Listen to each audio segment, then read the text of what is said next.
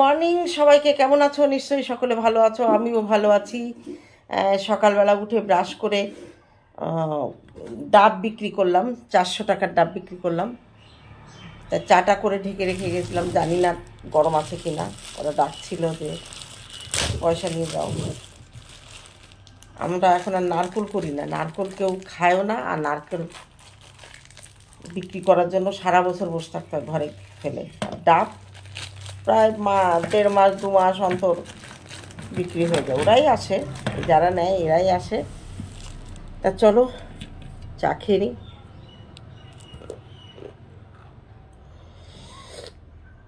না গরম আছে, চলো চাটা খেয়ে পরে আসছি। কটা হলো তাহলে? 16টা, তাই না? 25 টাকা করে। দেখো আমরা এখন ডাব কত করে কিনে খাই? 40-50। আর আমি বিক্রি করছি গাছের ডাব 25 টাকা করে। আর এই যে এগুলো দুটো রাখলাম, আরেকটা আছে না? হ্যাঁ, এই দুটো আমরা খাবো, কেটে নিলাম, দুপুরবেলা খাবো, এখন নিয়ে রেখে দেবো।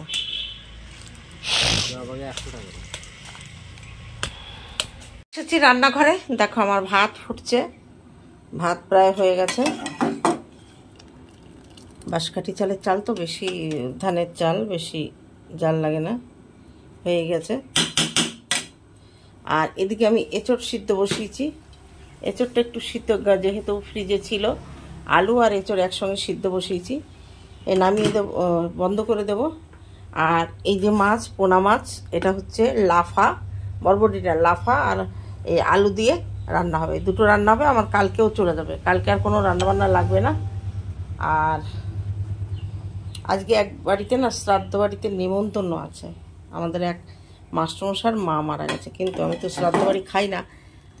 এবার গেলে তো আমাকে না খাইয়ে ছাড়বে না। এদিকে মেয়েরও বান্ধবীর বাড়িতে ঈদের নেমন্তন্ন আছে। এবার ও অল্প করে ভাত খাবে, ওখানে সিমই টিমই খাবে, তো এইসব মিষ্টি ফল। আর ওর তো এমনি খাওয়া দাওয়া একটু কন্ট্রোল আছে। তো চলো রান্না করে নিয়ে পরে তারপরে আবার আসবো। দেখো আমার লাফা আলু মাছের ঝোলটা হয়ে গেছে। একটা পাতলা ঝোল হবে জিরে বাটা দিয়ে। মাছটা দিয়ে একটু ফুটিয়ে না নিলে না এই তরকারির মধ্যে মাছের ইয়েটা যায় না। আর এদিকে হচ্ছে এঁচড়, দেখলে এঁচড় আলু। এই কড়াইটায় না আমি যত করে গরম তেল করেই দিই না কেন, কড়াইটা কেমন লেগে যায়। এটা আমার ওই কড়াইতে ট্রান্সফার করব। কড়াইটা ধুয়ে নিই, মানে নামিয়ে ধুয়ে নেব।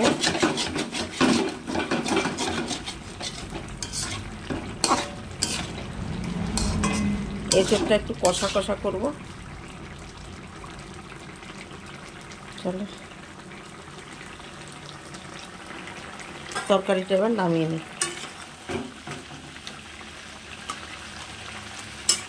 লাফা দিয়ে, বরবটি দিয়ে, মাছ দিয়ে করে খেয়ে দেখো, পাতলা ঝোল ভালোই লাগে। আবার ধোয়া উঠছে, দেখো আমার এঁচড়টা হয়ে গেছে। বন্ধ করে দেব। গরম মশলা দিয়ে দিয়েছি। এটা রুটি দিয়ে খাওয়া যাবে কালকে এবং আজকে। 4টে ঝাল দিচ্ছি, লঙ্কাগুলো সত্যি ঝাল। দেখো বন্ধ করে দিলাম।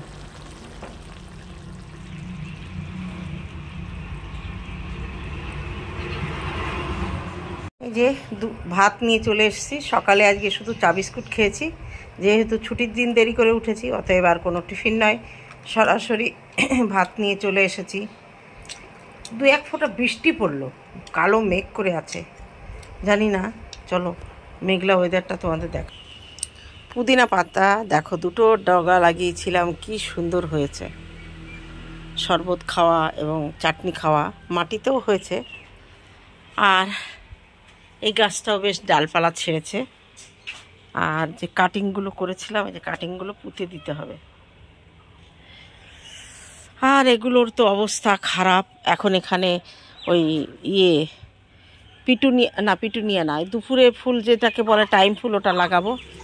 আর দেখো কচি কচি পদ্মের পাতা, সবুজ, কি সুন্দর, তাই না বলো? এই দেখো পদ্ম পাতায় জল, তোমরা কেউ দেখেছো? দেখে না, পদ্ম পাতায় জল করে টলমল। দেখেছ, মানে এই পাতাটায় ধুলো ছিল, এবার জল পড়ে দেখো জলটা,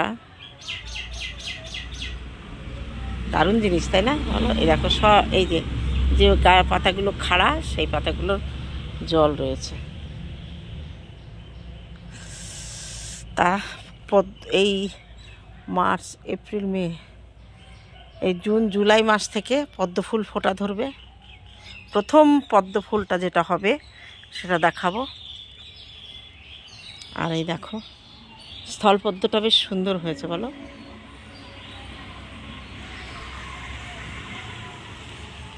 একটা পিঙ্ক কালারের জবা ফুল ফুটেছে, তুলে আনতে হবে। করবী ফুল। এই জঙ্গল পরিষ্কার করার লোক পাচ্ছি না, কালকে আমাকে নিতেই হবে। আর দেখি আজকে যদি হাত দিয়ে কিছুটা তুলে ফেলতে পারি। আমার না এই ধুলোবালি লাগলে অ্যালার্জি হয়, ওই জন্য আমি আর আগে করেছি, এখন আর করতে চাই না, ভালোও লাগে না আর করতে। সূর্যমুখী ফুলটা এখনও রয়েছে, আরও কয়েকটা ফুটবে। চলো দেখি, আজকে একজনকে বলে রাখি, কালকে যদি সকালে আসে তাহলে। এ বাবা, স্থলপদ্মে কুড়িয়ে এসে গেছে, দেখেছো গাছটাও কি লম্বা হয়। এবার আমি দুবার কেটেছি, যার জন্য গাছটা বেশ ঝাঁকড়ালো হয়েছে। আর এই পদ্মর, এই গোলাপের সব শুকনো ডগা আজকে কেটে দেব। এমা, কোথা দিয়ে একটা কুমড়ো গাছ উঠছে দেখো, কিন্তু কোথায় তুলবো তোকে? ওই পেয়ারা গাছে তুলে দেবো। চলো,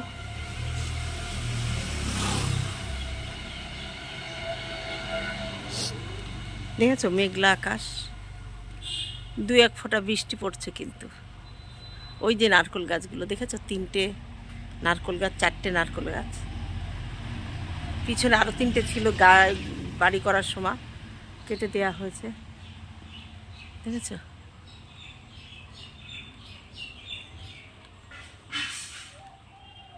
মেঘলা আকাশ, সূর্য দেখা যাচ্ছে না। চলো, বিকালের চা নিয়ে এখন বাজে 5:45। চাটা খেয়ে তারপরে বাথরুমে গিয়ে হাত মুখ ধোবো, ধুয়ে সন্ধ্যা দেবো, সন্ধ্যা দিয়ে তারপরে গিয়ে একটু রেস্ট করবো। এতক্ষণ আমার সন্ধ্যাবেলার ভিডিও বানাচ্ছিলাম কন্ট্রোভার্সি চ্যানেলে। তা চলো, চাটা আজকে গ্লাসে নিয়েছি, কেন একটু বেশি চা খেতে ইচ্ছা করছে, বুঝতে পারলে। আর বিস্কুটটা কোথাও ওখানে আছে। চলো তাহলে চা খেয়ে তারপরে আবার তোমাদের কাছে আসবো সেই সন্ধ্যার পরে। আজকে হচ্ছে নীল পুজো, কালকে হচ্ছে চড়ক। তা এই চড়ক এলেই না আমার একটা ভয়ঙ্কর অভিজ্ঞতার কথা মনে পড়ে। সেটা হচ্ছে এই ছোটোবেলায় চড়কে গিয়ে আমরা দেখতাম যে আগুন করে তার উপর দিয়ে সন্ন্যাসীরা, মানে যারা ওই গাজনের সন্ন্যাসী থাকে তারা, আজকে ভিডিও করতে পারবো না মনে হচ্ছে। দেখো বাড়ির পাশে আমার কাকুর বাড়িতে হচ্ছে নীল পুজো, বাবা ভোলানাথের অনুষ্ঠান হয় আজকে কালকে মিলে হবে সারা দিন। জানি না কত দূর শ্যুট করতে পারবো, তার মধ্যে এখনও গান বাজায়নি। এখানে আজকে ভোলে বাবার গান হবে, তারপরে দল আসবে, তাদের বরণ করে নেওয়া, ডাঙ্কা। আজকে আর কোনো মতেই আমার কথা হয়তো তোমাদের কান অবধি পৌঁছবে না, তবুও বলছি যে এই চড়ক পুজো, এই নীল চড়ক পুজো, এর সঙ্গে আমাদের কিন্তু ছোটোবেলা থেকে একটা স্মৃতি জড়িয়ে আছে। আর চড়কে যখন ছোটোবেলায় যেতাম তখন দেখতাম গাজনের সন্ন্যাসীরা খেজুর গাছের কাটার ওপর গিয়ে কাটা ভেঙে এনে সে কাটার ওপর দিয়ে হাঁটা, তারপরে আগুনের ওপর দিয়ে হাঁটা, পিঠে বড়শি ফুটানো। সবথেকে মারাত্মক লাগে নররাক্ষস রূপে যখন মুরগিগুলোকে ছিঁড়ে ছিঁড়ে খায়, তাদের বেঁধে দড়ি দিয়ে বেঁধে রাখা হয়, নইলে গিয়ে মানুষজনের মধ্যে চলে আসে। এই অভিজ্ঞতা কিন্তু ভয়ঙ্কর, ছোটোবেলায় দেখেছি, এখন কিন্তু আর নিতে পারি না। আর দীর্ঘদিন হলো এই চড়কের মেলায় যাইও না। তবে গতবারের আগের বার মনে হয় আমি আড়ংঘাটায় গেছিলাম, আমার মাসি এসেছিল ওনাকে তুলতে, আসার পথে আড়ংঘাটার চড়কটা দেখেছিলাম। বেশ ভালো চড়ক হয়, বেশ বড়, এবং সেখানে বেশ বড় হয়, সেই কি ঘোরে যেন, ওটাকে কি বলে, নাগরদোলা তো এমনি ইলেকট্রিক, আর এটা হচ্ছে ওরা বাঁশ দিয়ে, আর গাছ থাকে ওদের, সেই পাট গাছ থাকে, সেই মানে মোটা যেটা নদীতে ডোবানো থাকে, তারপরে ওরা ওঠায়, ওইটা দিয়ে চড়কের যে ঝোলা ঝোলায় সেটা করে। যাই হোক, আর শাশুড়ি যতদিন বেঁচে ছিলেন এই চড়ক নীল পুজোর উপোস করতে হতো। উপোস করে এসে চড়কতলায় আম, তারপরে আরও যা যা দিতে হয় দিয়ে, ফল টল 5 রকমের ফল দিয়ে মানে পুজো করে বাড়িতে এসে না উনি ছাতু মাখতেন। উনি যখন, আমার শ্বশুরমশাই তো চাকরি করতেন, তা যখন এই সব সময় যেবার বাড়ি থাকতেন উনি ছাতু করতেন, ছোলার ছাতু, ঢেকিতে কুটে ছাতু করতেন, কিংবা জাতা, আমাদের বাড়ি জাতা ছিল, আমার শ্বশুরবাড়ি খুব ভালো জাতা, ছোলা ভেজে তার খোসা তুলে তারপরে ছাতু করতেন। আর সেই ছাতু খেজুরের গুড় দিয়ে উনি মাখিয়ে এরকম দলা দলা করে রাখত। আমরা সবাই উপোস পুজো টুজো দিয়ে এসে জল টল খাবো, উনি ডাকতেন। এই যে আমার বড় যা তো চাকরি, বড় ভাসুর চাকরি করতেন, উনি কোয়ার্টারে থাকতেন, আমি আর আমার মেজোজা এই বাড়িতে থাকতাম। তা উনি তখন বলতো, আমার মেয়ের নাম, ডাকনাম হচ্ছে রিম্পি, বলতো ও রিম্পির মা এইটা নাও তোমার। তারপরে ও রাজার মা, আমার মেজোজায়ের ছেলের নাম রাজা, রাজার মা এইটা তোমার। এইভাবে উনি সবাই নাতি পুতি বৌমাদের ভাগটাক করে দিয়ে নিজেও নিয়ে খেতেন। অদ্ভুত লাগতো। এখনও না মুখে সেই ছাতুর লেগে আছে। এখন তো আর অতটা ছাতু খেয়ে হজম করতে পারবো না। তবে আজকে টিফিনে অবশ্যই জল, ছাতু, মুড়ি একটু খাবো, সেটা ওই ব্লগে যাবে। কারণ আমি এই কথাগুলো কেন বলছি, গতকাল যে ব্লগ করেছি সেখানে দেখলাম যে আমার ব্লগটা 7 মিনিট হয়েছে, অন্তত 10 মিনিট তো করতে হবে। তাই এই চড়ক এবং নীল পুজোর তোমাদের একটুখানি অভিজ্ঞতা বলে দিলাম। আজ আর শাশুড়ি মা বেঁচে নেই। আমার বাপের বাড়ি আবার এই নীল পুজো, চড়ক পুজো, মনসা পুজো এরকম নেই। মনসা পুজো আছে একটা শ্রাবণ মাসের সংক্রান্তিতে, আর আমাদের কিন্তু বছরে 3টে মনসা পুজো হয়, দশহরা, শ্রাবণ সংক্রান্তি, আর একটা হচ্ছে রথ, উল্টো রথ যদি শনি কিংবা মঙ্গলবারে পরে, এরকম একটা আছে। তবে আমি সাধারণত 2টো মানি, শ্রাবণ মাসের সংক্রান্তি আর হচ্ছে দশহরায়, এটাই আমি মানি বেশি। আমার শ্বশুরবাড়িতে এই 2টোই মানা হয়। আর ওটা যারা আর একটা আছে চড়কের মেলার সেই আনন্দ, আমাদের হাই স্কুলে ভালো বড় চড়ক পুজো হয়, কিন্তু আমি যাই না। আমি একটু মেলা ঘাট থেকে দূরে থাকি, যেখানে লোক জমজমাট বেশি সেখানে আমার পছন্দ না।